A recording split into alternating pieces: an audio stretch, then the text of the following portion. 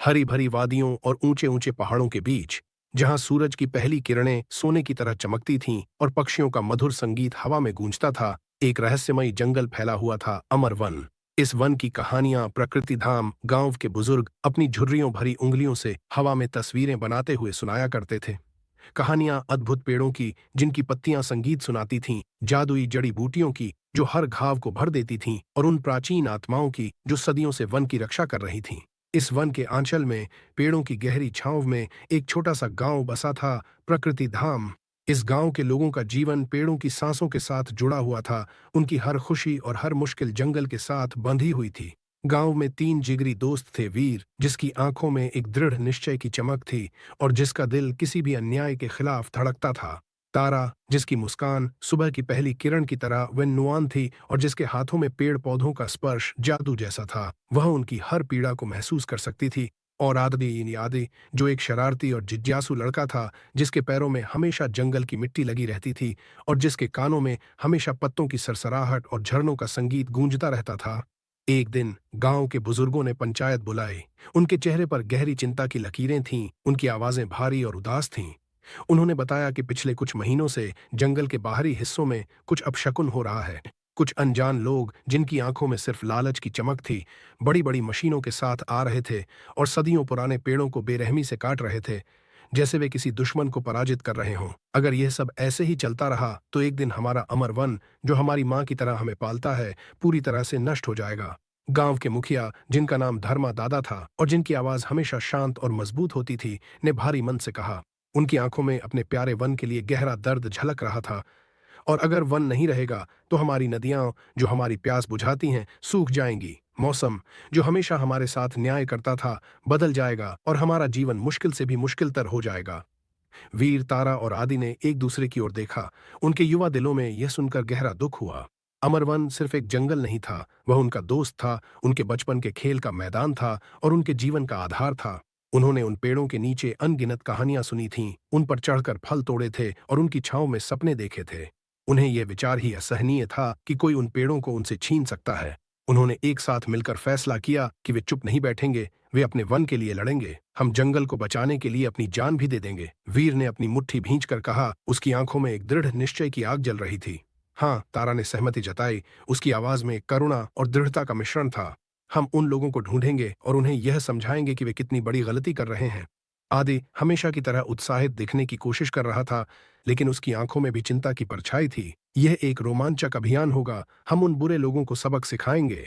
अगले दिन तीनों दोस्त सुबह सूरज निकलने से पहले ही, जब गांव के मंदिर की घंटियां भी नहीं बजी थीं, अमर वन की ओर निकल पड़े। वीर के पास उसके दादाजी द्वारा दिया गया एक पुराना, किनारों से फटा हुआ नक्शा था, जिस पर जंगल के गुप्त रास्ते और पुराने पेड़ों के निशान बने हुए थे। तारा ने अपनी कमर में एक चमड़े की थैली बांधी थी, जिसमें जादुई जड़ी बूटियां और पेड़ पौधों के बीज थे, जिन्हें वह हमेशा अपने साथ रखती थी। आदि के हाथ में एक मजबूत लाठी थी, जो उसे अपने पिता से मिली थी, और उसकी आंखों में एक शरारती उत्सुकता थी, लेकिन उसके दिल में अपने वन के लिए गहरा प्यार भरा हुआ था। जंगल में घुसते ही उन्हें पेड़ों की कटाई के भयानक निशान दिखाई दिए। बड़े बड़े सदियों पुराने पेड़ों के ठूंठ जमीन पर ऐसे उदासी से पड़े थे, जैसे किसी ने उनके परिवार के सदस्यों को उनसे छीन लिया हो। हवा में ताजी लकड़ी की तीखी गंध फैली हुई थी, जो किसी प्यारे की मौत की तरह उनके दिलों को कचोट रही थी। देखो, तारा ने एक विशाल कटे हुए पेड़ की ओर इशारा करते हुए कहा, जिसकी चौड़ाई कई आदमियों के घेरे जितनी थी। यह पेड़ तो हमारे गांव से भी पुराना था। इसमें कितने ही पक्षियों ने घोंसला बनाया होगा, कितने ही जानवर इसकी छांव में आराम करते होंगे। उसकी आवाज में गहरा दुख था, जैसे वह उस पेड़ की आत्मा को महसूस कर रही हो। आगे बढ़ते हुए उन्हें एक भयानक आवाज सुनाई दी, एक भारी कर्कश मशीन की घरघराहट, जो जंगल की शांति को भंग कर रही थी। और फिर एक भयानक कड़ाहट के साथ पेड़ों के गिरने की आवाज, जैसे कोई चीख रहा हो। वे सतर्क हो गए और घने पत्तों और लताओं के पीछे छिपकर देखने लगे।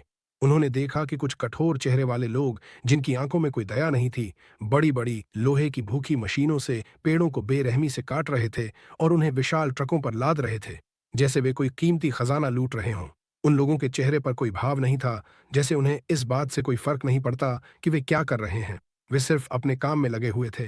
वीर का खून खौल उठा। उसने अपनी मुट्ठी भींच ली और गुस्से से फुसफुसाते हुए कहा, हमें इन्हें रोकना होगा, ये हमारे वन को मार रहे हैं। तारा ने वीर के हाथ पर अपना हाथ रखा, उसकी आंखें आंसुओं से भरी थीं।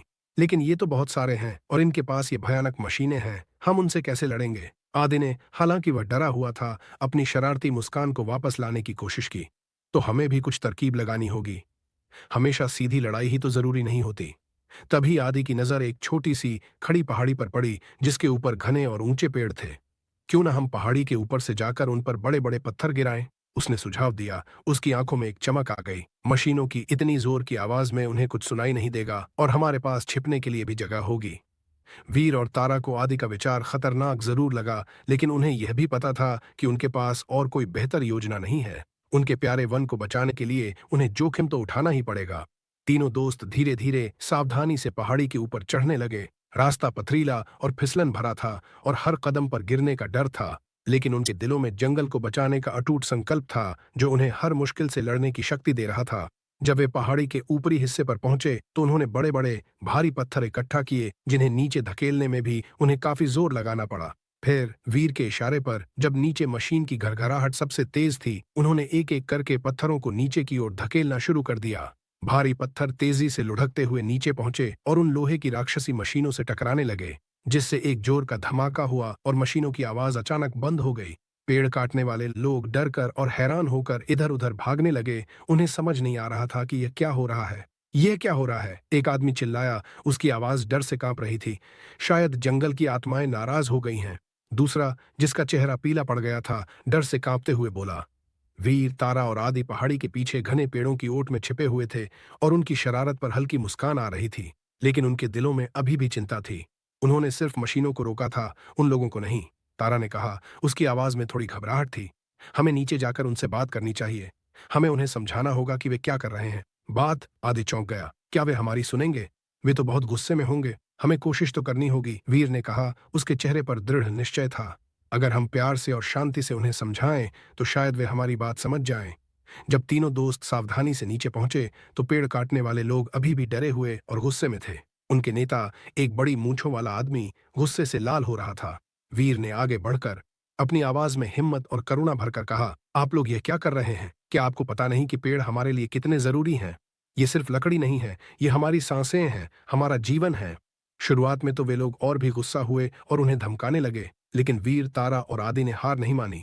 उन्होंने उन्हें समझाया कि कैसे पेड़ हवा को शुद्ध करते हैं, बारिश लाते हैं और धरती को उपजाऊ बनाते हैं। तारा ने उन्हें उन दुर्लभ जड़ी बूटियों के बारे में बताया जो सिर्फ इसी जंगल में मिलती हैं और जिनका इस्तेमाल गांव के लोग सदियों से बीमारियों को ठीक करने के लिए करते आए हैं। आदि ने उन्हें उन अनगिनत जानवरों और पक्षियों के बारे में बताया जिनका यह जंगल घर है और जिनके बिना जंगल अधूरा है। धीरे धीरे उन लोगों के चेहरे पर हैरानी और फिर पछतावे के भाव आने लगे। उनमें से एक बूढ़ा आदमी, जिसकी आंखों में एक गहरी उदासी थी, आगे आया और बोला, हमें माफ कर दो बच्चों, हमें सच में यह नहीं पता था कि पेड़ों का इतना महत्व होता है। हमें तो बस हमारे मालिक ने पैसे कमाने के लिए यह सब करने को कहा था। वीर ने कहा। उसकी आवाज में अब नरमी थी। अभी भी देर नहीं हुई है। अगर आप चाहें तो हम सब मिलकर इस जंगल को फिर से हरा भरा बना सकते हैं। आप भी हमारी मदद कर सकते हैं। उस दिन के बाद उन लोगों ने पेड़ काटना बंद कर दिया और गांव वालों के साथ मिलकर नए पौधे लगाने का काम शुरू कर दिया। वीर, तारा और आदि ने उन्हें सिखाया कि पेड़ों की देखभाल कैसे करते हैं और प्रकृति का सम्मान कैसे करते हैं। उन्होंने मिलकर एक नर्सरी बनाई जहां वे छोटे छोटे पौधे उगाते थे और फिर उन्हें जंगल में लगाते थे। लेकिन जैसा कि अक्सर होता है, शांति और सद्भाव ज्यादा दिनों तक नहीं टिक सका। कुछ महीनों बाद गांव में एक अफवाह फैली।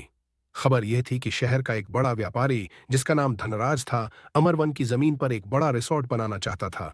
उसने सुना था कि इस जंगल में कुछ दुर्लभ जड़ी बूटियां और कीमती पत्थर भी मौजूद हैं, जिन्हें बेचकर वह बहुत अमीर बन सकता है। धनराज एक शक्तिशाली और निर्दयी व्यक्ति था। उसने पहले भी कई हरे भरे इलाकों को अपने लालच का शिकार बनाया था। जब वीर, तारा और आदि ने यह सुना तो उनके दिलों में डर की एक ठंडी लहर दौड़ गई।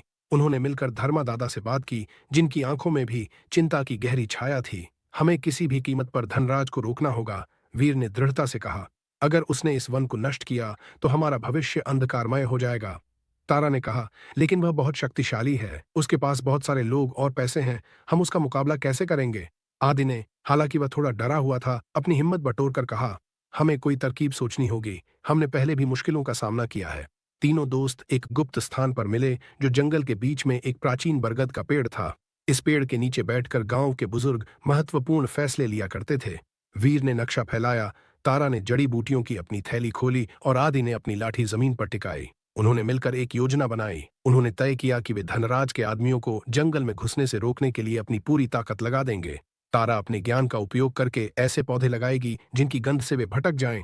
वीर जंगल के गुप्त रास्तों और जाल का उपयोग करके उन्हें उलझाएगा और आदि अपनी फुर्ती और शरारतों से उन्हें परेशान करेगा।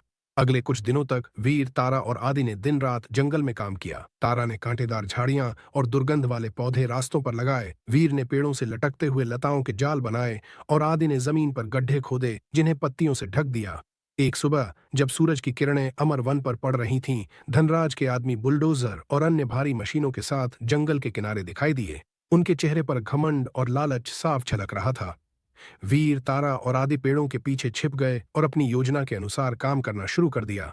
जैसे ही धनराज के आदमी जंगल में घुसने की कोशिश करते, वे तारा द्वारा लगाए गए पौधों की तीखी गंध से भ्रमित हो जाते और गलत रास्तों पर भटक जाते। जब वे आगे बढ़ने की कोशिश करते तो वीर द्वारा बनाए गए लताओं के जाल में उलझ जाते, और अगर कोई आगे निकलने में कामयाब भी हो जाता तो आदि अचानक कहीं से प्रकट होकर उन पर मिट्टी और पत्ते फेंक देता, जिससे वे परेशान हो जाते। धनराज के आदमी थक हार कर वापस लौट जाते, लेकिन धनराज हार मानने वाला नहीं था। वह गुस्से से लाल हो गया और उसने अपने सबसे चालाक और क्रूर आदमी कालिया को भेजा। कालिया जंगल के रास्तों और चालों को अच्छी तरह से जानता था। कालिया और उसके आदमी जंगल में घुस गए। वे तारा के पौधों की गंध को पहचान गए और उनसे बचते हुए आगे बढ़े। उन्होंने वीर के जालों को भी काट दिया। वीर, तारा और आदि समझ गए कि कालिया एक खतरनाक दुश्मन है। एक दिन कालिया और उसके आदमी जंगल के बीच में पहुंच गए, जहां वे कुछ दुर्लभ जड़ी बूटियों को इकट्ठा कर रहे थे। तारा ने उन्हें देख लिया और वीर और आदि को इशारा किया। तीनों दोस्त एक साथ कालिया और उसके आदमियों पर कूद पड़े। एक जोरदार लड़ाई हुई। वीर अपनी बहादुरी से लड़ा, तारा ने जड़ी बूटियों का उपयोग करके उन्हें भ्रमित किया और आदि अपनी फुर्ती से इधर उधर भागकर उन्हें परेशान करता रहा। लेकिन कालिया और उसके आदमी संख्या में ज्यादा थे और उनके पास हथियार भी थे। लड़ाई में तारा बुरी तरह से घायल हो गई। वीर और आदि उसे बचाने के लिए अपनी जान पर खेल गए। आखिरकार गांव के अन्य लोग भी उनकी मदद के लिए पहुंच गए और मिलकर उन्होंने कालिया और उसके आदमियों को जंगल से बाहर खदेड़ दिया। तारा की चोट गंभीर थी। गांव के सबसे बुजुर्ग वैद्य ने उसकी देखभाल की, लेकिन उसकी हालत बिगड़ती जा रही थी। वीर और आदि बहुत दुखी थे। उन्हें लग रहा था कि वे अपने दोस्त को खो देंगे। तभी तारा ने कमजोर आवाज में कहा, अमर वन, उसकी आत्मा, वह हमारी मदद करेगी। वीर और आदि ने एक दूसरे की ओर देखा। उन्हें तारा की बात समझ में नहीं आई। तारा ने आगे कहा, वन के सबसे पुराने पेड़ के नीचे एक जादुई फूल, वह मुझे ठीक कर सकता है। तक वीर ने सावधानी से उस फूल को तोड़ा और वे दोनों तेजी से तारा के पास लौट आए। वैद्य ने उस फूल की पत्तियों का रस निकालकर तारा को पिलाया। कुछ ही देर में तारा की आंखों में चमक लौट आई और उसके चेहरे पर रंगत आ गई। अमर वन की आत्मा ने उनकी मदद की थी। जब धनराज को पता चला कि उसके आदमी हार गए हैं और जंगल की जादुई शक्ति ने उनके दोस्तों को बचा लिया है, तो वह डर गया। उसे समझ में आ गया कि वह प्रकृति की शक्ति से नहीं जीत सकता। उसे अपने रिसोर्ट बनाने की योजना को हमेशा के लिए त्याग दिया और उस जंगल से दूर चला गया। अमर वन और प्रकृति धाम गांव फिर से सुरक्षित हो गए। वीर, तारा और आदि की बहादुरी और दोस्ती की कहानी पूरे इलाके में फैल गई। उन्होंने सबको सिखाया कि प्रकृति सिर्फ एक संसाधन नहीं है, बल्कि एक जीवित शक्ति है जिसकी रक्षा करना हम सबका कर्तव्य है, और यह भी कि सच्ची दोस्ती और हिम्मत से हर मुश्किल को हराया जा सकता है। वीर, तारा और आदि ने अपना जीवन अमर वन की रक्षा में समर्पित कर दिया। उन्होंने एक संगठन बनाया जिसका नाम था वन रक्षक।